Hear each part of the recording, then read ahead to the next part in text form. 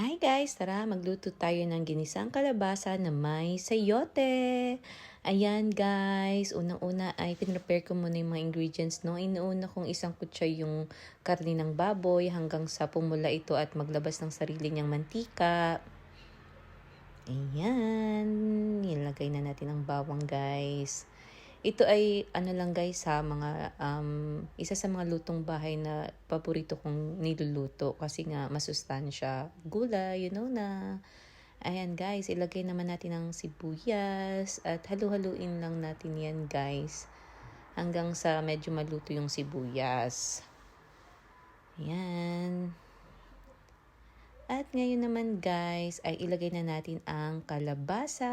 Ayan guys, hindi naman kailangan na palaging kompleto yung ingredients, no? Pero mas okay talaga syempre kung kompleto ang mga ingredients natin para mas lalong sumarap yung niluluto natin. Ayan guys, nilalagyan ko siya ng konting tubig. Ayan, ayan guys. Tinatakpan ko, mga ano lang yan guys, 2 minutes lang. After buksan, at ilagay na natin yung ating sayote. Guys, ayan guys, sarap yan guys. Paborito ko talaga yan guys. Kasi napakadaling lutuin lang yan. Ayan.